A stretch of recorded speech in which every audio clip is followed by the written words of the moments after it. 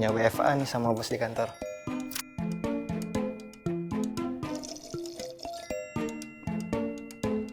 Gue login dulu nih. Nah. Wah, dapat email dari perusahaan nih. Hah? Ya ampun. Mimpi apa nih gue semalam? Yes, bakalan dapat rezeki nomplok nih. Hai, mantap. Ya ampun. Aduh. Kok datanya hilang semua ya? Wah, tetap nggak bisa nih. Aduh, gimana ya? Gue harus buru-buru ke kantor nih buat selamatin ini data. Parah.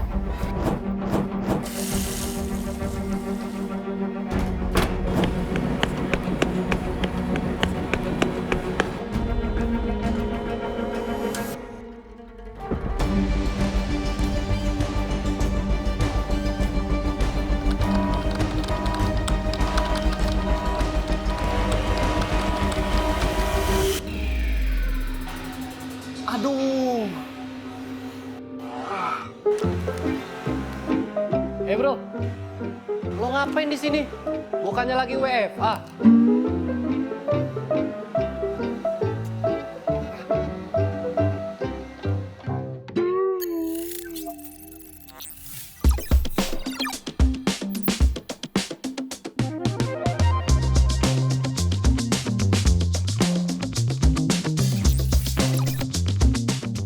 Selamat datang kembali di Services Talk. Pernah dengar kan ya tentang kebocoran data di internet yang bisa mencapai ribuan, ratusan juta, bahkan miliaran jumlah data yang tersebar, terbuka, terdiumbar lah gitu di internet.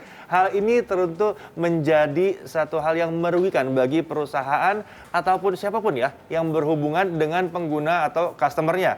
Nah, seperti yang kita ketahui, data-data perusahaan itu pastinya sangat sensitif dari segi privasinya.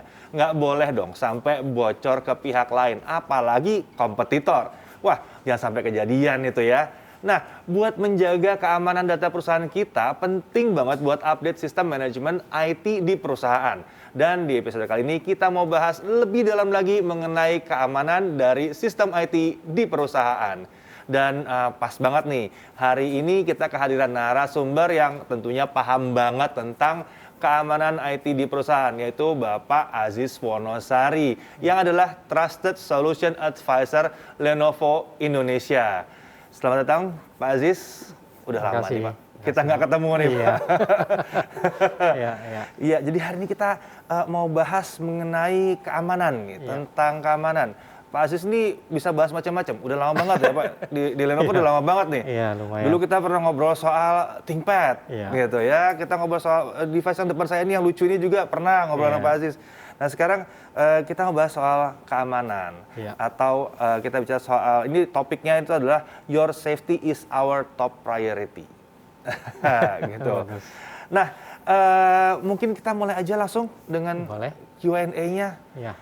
Pak, dari sisi Lenovo sendiri untuk perusahaan tentunya ya, untuk company-company ini ada solusi apa nih Pak yang lagi seru? Soalnya kan yang namanya keamanan data itu kayaknya sekarang aduh sampai serem sendiri dengernya ya. Ada aja bocor terus. Paling nggak ada sih solusinya apa gitu? Di Lenovo ada solusi nggak sih Pak? Iya, jadi di Lenovo sendiri basically udah 3 tahun yang lalu kita form ada satu portfolio khusus yang memprovide security solution ya, yang kami sebut ThinkShield portfolio. ThinkShield ya? ThinkShield. Basically di dalam ThinkShield ada beberapa tower yang kita define, yaitu mulai dari yang kita sebut vendornya sendiri, dalam pengertian adalah kami Lenovo ingin memastikan bahwa kita desain produk tersebut itu mulai dari awal itu sangat-sangat concern terhadap security. Ya, jadi security by design gitu. Security by design ya. Kemudian dari sisi supplier kami, komponen yang kita gunakan juga kita menggunakan yang industri standar yang punya standarisasi tersendiri dari kami. Kemudian Selain itu tentunya adalah transportasi dan seterusnya. Jadi sangat related dengan hardware basically. Oke. Kemudian yang kedua adalah kita sebut juga integrated security yang ada di hardware sendiri. Ya. iya. Contoh paling simpel adalah kalau kita ngomong mobile device, ya, selain untuk encryption, tentunya ada hal yang penting juga adalah kalau encryption key tersebut harus disimpan di lokasi yang sangat aman, yang kita Penting, sebut security chip. Iya. Ya. Jadi kita embedded security chip tersebut. Pilar yang ketiga yang kita lihat adalah threat dan data. Jadi kita ingin make sure customer kami itu betul-betul aman menggunakan device kami in term of keamanan terhadap data. Ya. Iya. Dan di sini kita kerjasama dengan beberapa top vendor security provider. Ya, Oke. karena kita sangat yakin bahwa hanya satu vendor nggak mungkin bisa memprotek Iya. kita semua. Nggak bisa. Ya, apalagi security. Zaman sekarang kolaborasi penting, Pak. Iya, kolaborasi penting dan security itu sangat kompleks. Iya, betul. Dan kita kerjasama dengan beberapa top security provider. Salah satunya adalah untuk endpoint protection yaitu SentinelOne. SentinelOne. Ini Iya. namanya endpoint protection. Iya, endpoint kita sebut juga next generation endpoint protection. Next generation endpoint protection. Oke, kalau kalian mulai pusing apa itu endpoint protection, saya kasih nama sederhananya, antivirus. Mungkin nggak tepat sih sekarang dibilang antivirus ya. Iya. Dulu di awal namanya antivirus, mungkin berkembang jadi ada yang bilang anti malware, Iya. lalu sekarang ya endpoint itu kan berarti device yang dipegang sama Iya. pengguna, sama Iya. orang ya. Iya. Jadi device yang di endpoint itu yang diproteksi. Proteksi. Berarti ini semacam antivirus, tapi ini lebih ke arah apa ya, ancaman-ancaman yang nggak cuma virus doang sih harusnya ya. Betul. Gitu. Betul. Jadi Iya. gimana tuh Pak? Bisa jelasin lebih jelas lagi tentang si SentinelOne ini ya? Iya. Jadi SentinelOne basically adalah endpoint protection dan endpoint protection dan endpoint detection and response. Ya. Oh, oke. Jadi EPP dan EDR. Oh, ada Dua komponen part besar. ya? Ada Iya, dua part. dua Oke, ha. part besar. Jadi kalau kita ngomong, kita compare dengan kita sebut traditional antivirus, Iya, ha. biasanya hanya ada part yang pertama, yaitu Part pertama, EPP. ya, yang diinstal di Iya, device. Diinstal device. Sedangkan EDR ini adalah additional features yang kita provide ke customer untuk nantinya bisa lakukan threat hunting.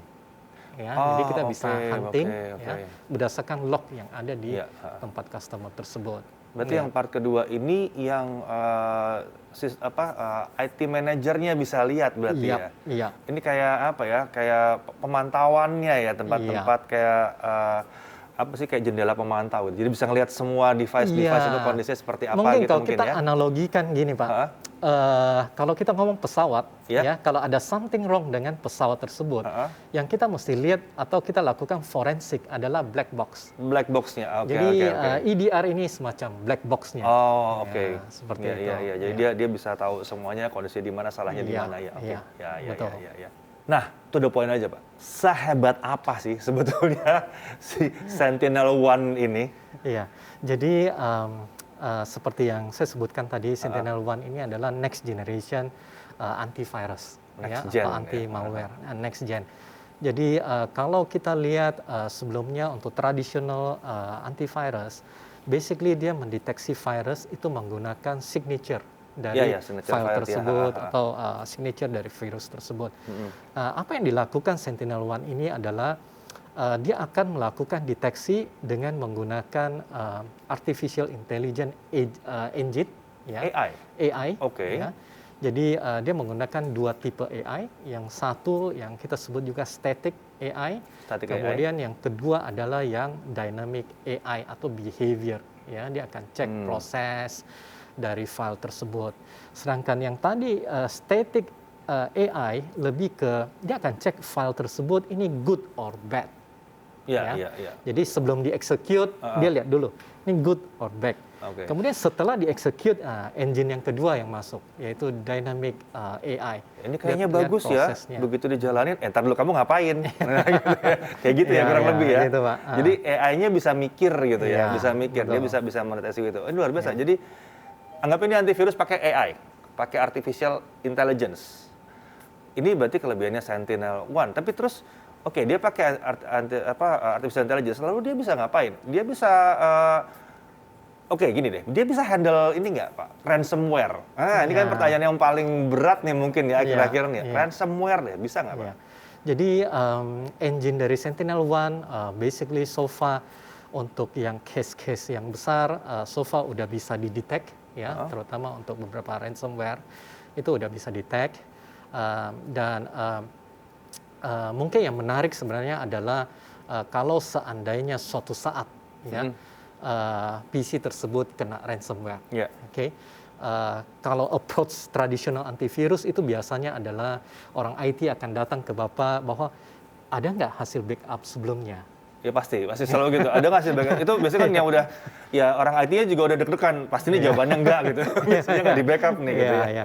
Jadi apa yang bisa dilakukan oleh SentinelOne adalah ada punya capability untuk rollback. Oh dia bisa rollback. Oke. Dia pakai rollback-nya sendiri atau? Jadi basically dari agent SentinelOne akan men-trigger rollback atau snapshot yang ada di Microsoft. Snapshot dari Microsoft Windows itu di-trigger oleh SentinelOne. Yes. Jeda berapa hari, berapa jam? So far default adalah per 4 jam.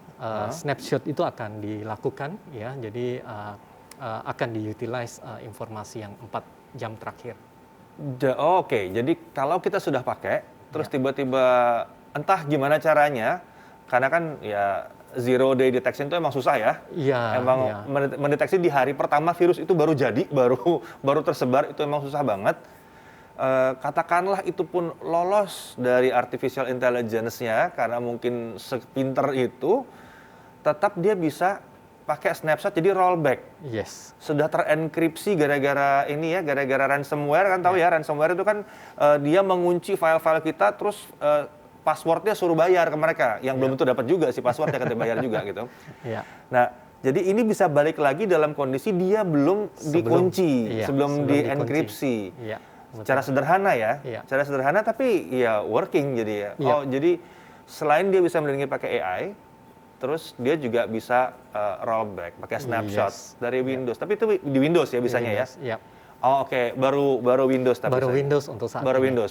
Paling nggak mungkin itu pengguna salah satu yang paling banyak ya? Iya, karena kita perhatikan bahwa untuk merestore balik, let's say kalau pakai manual, cara manual, itu pertama adalah kita mesti make sure ada nggak backupnya kan? Iya, ada backup atau enggak. Kemudian kedua adalah pada saat restore, biasanya perlu waktu. Ya, mesti cari hasil backupnya di mana, kemudian di restore dan seterusnya.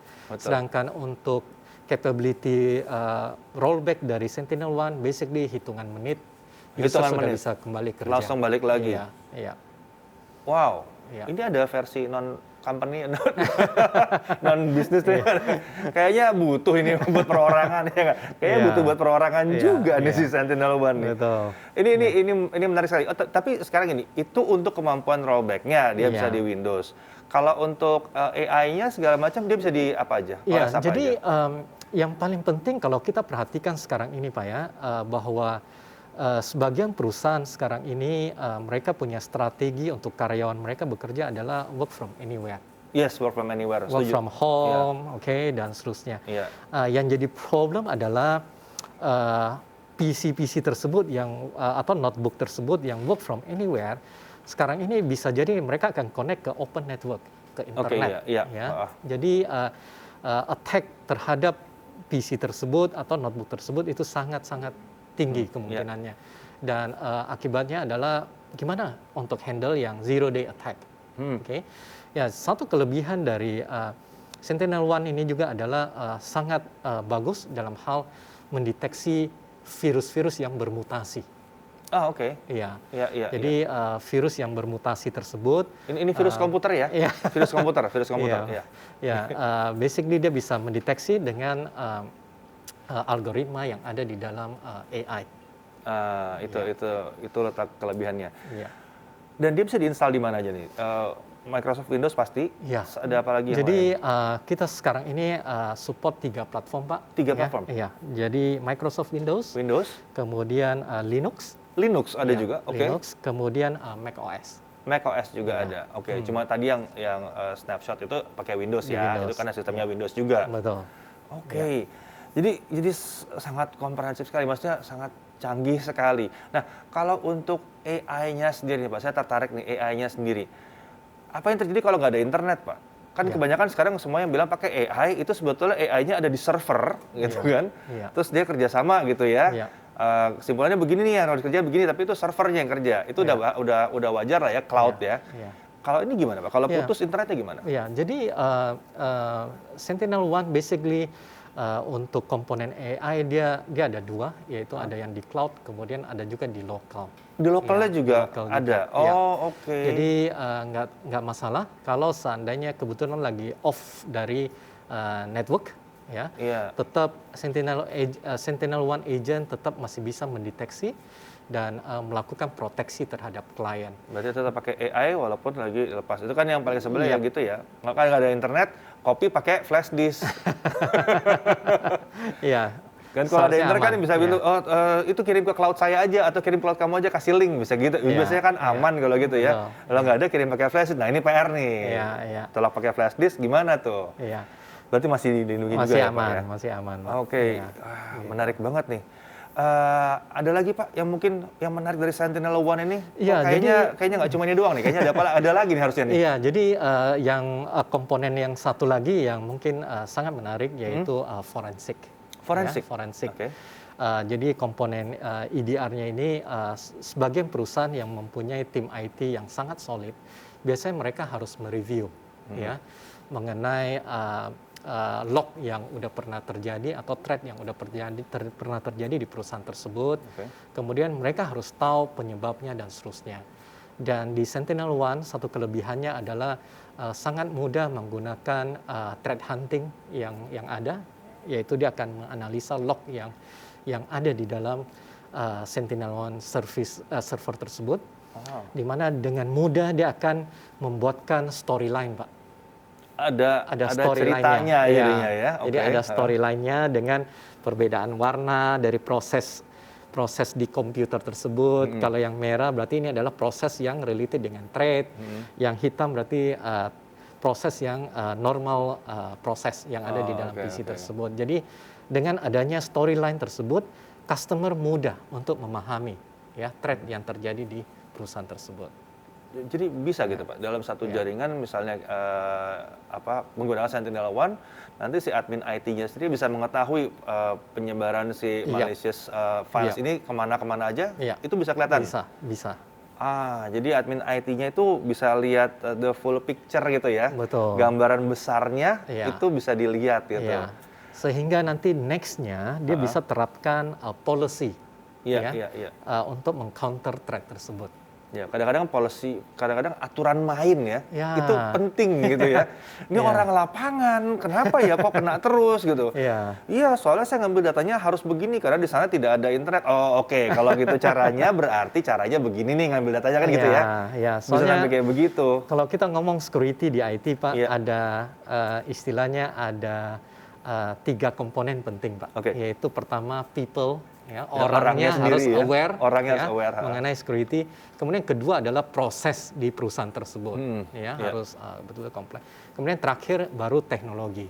Jadi ya sebagus apapun teknologi kalau dua komponen itu, kalau dua komponennya belum itu, makanya ini justru membuat ketiga komponen ini bisa lebih harmonis gitu ya. Jadi bisa disetting sedemikian rupa ya, karena behavioral orang itu penting juga untuk di sini. Oke, kalau gitu, mungkin ada yang mau ditambahkan lagi tentang Sentinel-1, Pak? Saya kira itu. Itu ya? Udah. Saya rasa itu udah cukup banyak ya untuk dicerna ya. Oke, kalau gitu, terima kasih banyak Pak Aziz untuk sharingnya. Ini luar biasa. Jadi sebuah antivirus, ya bukan antivirus sih, cuman sederhananya ini adalah antivirus tapi bisa AI, gitu ya, bisa pakai artificial intelligence. Luar biasa banget. Terima kasih sama-sama Pak Aziz. Sampai ketemu lagi. Terima kasih. Ya, jadi banyak banget ya insights yang udah dibagikan oleh Pak Aziz tadi. Dan yang wajib teman-teman perlu tahu nih ya, berkembangnya dunia digital yang semakin cepat harusnya menjadi tantangan tersendiri bagi sebuah perusahaan atau organisasi dalam memperbaiki atau mengupdate kembali keamanan data pada sistem manajemen IT-nya. Dengan hadirnya si SentinelOne di dalam portfolio ThinkShield dari Lenovo, ini membuat keamanan data perusahaan Anda terjaga dengan memberikan sistem pengelolaan keamanan IT yang menyeluruh sehingga dapat mengamankan endpoint dan data yang penting. Hal ini berfungsi untuk mengamankan data bisnis penting agar aman dari ancaman cyber security. Semoga informasi yang saya berikan tadi dapat bermanfaat untuk Anda semua ya. Sekian perbincangan kita seputar sistem keamanan data untuk di perusahaan di Services Talk. Semoga setelah ini kalian makin sadar pentingnya mengelola keamanan di perusahaan. Bye.